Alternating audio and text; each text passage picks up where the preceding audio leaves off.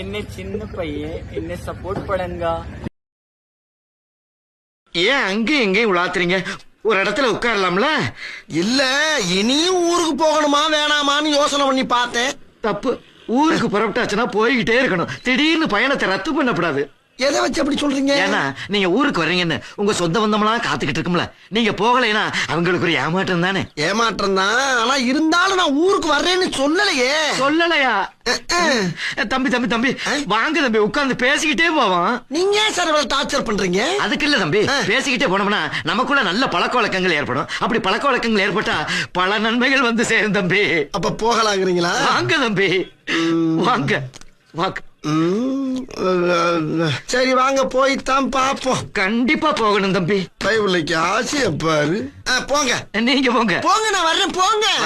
வருவேண்ணே போங்கண்ணே. போலாம். எத்தனை பேரை பார்த்துக்கிட்டு மொட்டை பழம்.